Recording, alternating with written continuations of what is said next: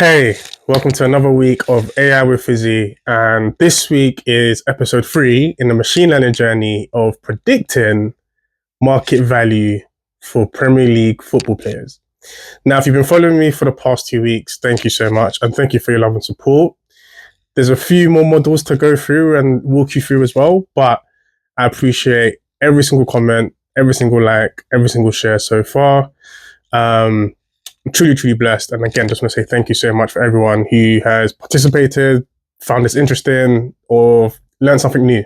Um, so, what's this week all about? Well, I'm going to walk you through decision tree regression. Very different to random forestry. Think of it as a gateway for asking questions to a model, and the answer or the output is either yes or no. But I'll explain to you very shortly. Check this out. Okay, so let's have a look. According to IBM, what is a decision tree? And here it gives a very good explanation. It could sound a bit technical, but I'll definitely give you a lot more layman's terms and show you a bit more diagrams and how it looks like as well. But according to IBM, a decision tree is a non-parametric supervised learning algorithm, which is utilized for both classifications and regression tasks. It has a hierarchical tree structure, which consists of a root node, branches, internal nodes, and leaf nodes. Now, I won't bore you with the rest of the logic in behind that, but I just want to show you a diagram of how it looks like. So you've got the root node here, which is the main tree, right? It's a tree structure. And then here we've got internal nodes, and then we've got leaf node underneath. So think of it as you ask or you push to your machine model a particular question, and it either returns a true or false. Now, depending on how much data you have, how much feature engineering you have in your machine learning model, it will basically say whether or not this particular question fits into a true category versus a false category. And it'll continue to build so many branches until it reaches like the raw truth in terms of what you're trying to explain out of your model. Now, decision tree is very powerful and very much intuitive. So much so, I definitely recommend it if you like to use it. All right, cool. So to explain it in more layman's terms and to make it a bit more simple, is think of it as predominantly for our situation, AI, ethics, and sports. And we have a load of questions we want to ask. Now, we will have our root node, internal node, and leaf nodes. But let's say the first question was, did the player ever play more than 300 minutes? And then it will either say yes to the amount of players that do, and then no to the amount of players that don't. So those who don't will get excluded. Those that do will continue down the threshold. And then another kind of node will be increments. So think of them as branches. So another branch will be kind of created and say, did they score more than 10 goals? Some of them would have scored more than 10 goals. Some of them would have scored less than 10 goals. Those who scored less will be kind of pushed out of the model. Those that are continue to play the game. That's what I like to call it. And then another leaf or another branch will be introduced in the model. Did they play as a forward, for example, could be another question. So you kind of see how decision tree works and how from one question it draws out so many branches to get to the kind of the accurate decision to be made. So that's a quick glance in terms of what decision tree looks like and IBM's definition as well as layman's term definition. But why is it good for what we're trying to achieve here? Well, think of it as like a flowchart. It's very simple, very smooth, and basically we can set the parameters, let the model learn, and it will kind of build branches to kind of find an end result. And I would also like to carry on and say, well, it's easy to understand. It's not complex as other regression models, and it works very well with numbers and categories. I have straight into a decision tree regression model that I've built for Premier League football players. Check this out. All right, cool. Let's keep moving. Okay, so just before I actually show you what the model in Google Colab looks like from the Premier League 2000 players that we've been kind of digging our nails deep into for the past 2 weeks, trying to test out which model gives us the best results and which one actually, from feature engineering standpoint, gives us the most accurate market value for each player. But I just want to show you just quickly like what this decision tree actually looks like from if you pose a question to it.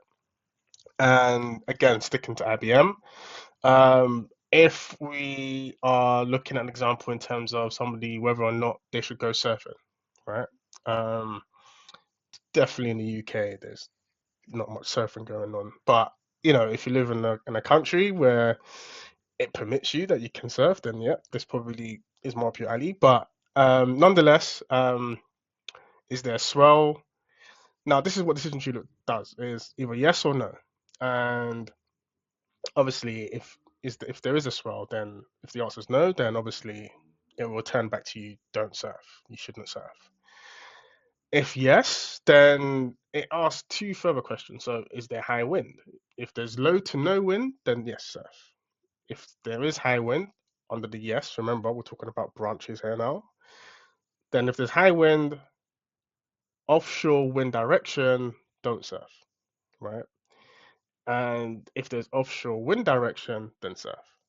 So I just wanted to quickly show you what, and you can pose any questions you want, but I just want to show you quickly from IBM's perspective what kind of questions you could pose to a model and the kind of branches it can spit out for you. And this is one of the powerful methods of decision tree regression. In my opinion, it's not complex, it's relatively intuitive and actually user friendly for those who are even starting in machine learning.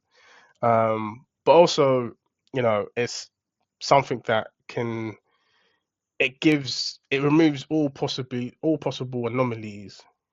It removes all possible anomalies away from your data and tries to predict the most accurate prediction for you. So yeah, we can jump into the model that we created just around now.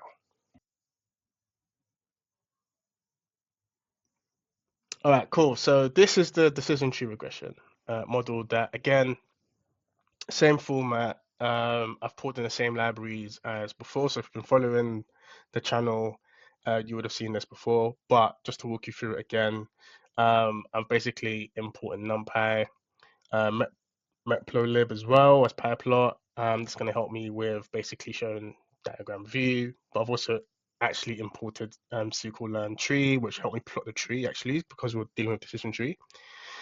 And I've also included scikit-learn compose, model selection for train, test, and split right here. I've also included the decision tree regression, which is really important, especially because that's the model that we actually are dealing with today. And then obviously just to see how we are performing in terms of scoring. And then if I'll continue to walk through, I'll just basically import the data set. Basically, this is the Premier League CSV file. I'm using pandas to collate that CV into this machine learning model. I've done some feature engineering, so I'm leveraging goals, contributions per minute, and goals per minute as well. I've actually added to my data set to filter out only want players with more than 300 minutes. And then this is what the current data set looks like. And then I'm basically separating them to X and Y. So again, remember the Y value in variable that we want to test against. And the X data set is just pretty much all the columns that we want to contribute and basically let the model train on. So let's keep moving. So here you see that I'm actually using one of our, and I'll bring it right here, scikit-learn.compose, column transformer. Here I'm basically, if I scroll down, I'm just basically using the encoder, method, the position, the column, everything to pass through. The reason I'm doing that is because remember the column position, it actually entails string values. And when it comes to machine learning models, you don't want to leverage string values. It just basically just wouldn't make your model work at all. So yes, definitely leverage as much as possible, turn in any strings that you see within a column, use the column transfer on one hot encoder, to kind of turn that string value into a numerical value. Machine learning models, sorry, just work much more effective with numerical values. It does not work with string values. I'm basically using training my columns. So you've got the X train, X test, Y train, Y test. I'm basically taking a test size of 20%. And then here is basically training the decision tree regression model on the whole data set. So here just creating a variable regressor and basically just saying, the variable regressor equals decision tree regressor, right? Which is really important.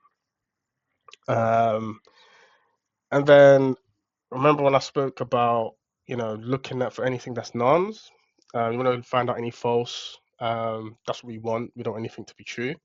So we don't have anything infinites in the Y test, which is actually important. Any infinites in the Y prediction, which is also very important, and same with the nons as well. So again, safe to say that currently, as we go live today, or as the model has predicted so far, there's no nuances or anything that I need to look back into to kind of clean my data moving forward. And then here I'm printing out the R² score, and also the mean squared error. And here in the last part of the series, I will show for each model what their score was and which one performed the best. And I'll show you a hint and a trick in terms of what I've done behind the scenes to kind of make the score go from 50 to 60% to 90% through feature engineering. Here we're visualizing the data. So I'm basically using the plot tree. If you remember, I basically, through scikit-learn plot tree, I've actually included it in, so I can call it here. And this is what it looks like so far. So I've actually set the fixed size to 30 over 20, and I've just made it basically limited depth of visualization, so it wouldn't show the full scope. But this is what the tree and the branches look like. It's very similar to what we saw with IBM, but if I zoom in, so if I was to zoom in, for example, and we see goals contributions per minute, for example, under 4, this would be the yes, this would be the no, for example. Hey, well, that was Decision Tree Regression, and I hope you really enjoyed that. I did when I was building it for the first time. I was quite confused in terms of the branches, but as I got to read more about it, as I got to read more of its use cases and why it's been used, again, I started to realize as to why it wouldn't be the best fit for my current data set. Not to say it's not a powerful machine learning model, it's just not best used for what my hypothesis is at the moment. But if you're somebody who's into surfing, or whether or not you should go golfing one day, or maybe or not you should wear a jacket, Decision Tree might be the best one for you because it eliminates all the anomalies and gives you literally the best credible answer you can actually go for. So that's been Living with AI. This has been AI with Fizzy. And again, as always, thank you so much for your support. If you enjoyed this one, please leave a comment, share with a friend, either give it a like, if anything. But, my main aim here is to teach my journey as well as learn my journey. So if there's anything that you may have seen that I could have done better in decision tree regression, please feel free to let me know. I'm definitely a student of the game. So in that, I'm going to leave you with stay living with AI and peace.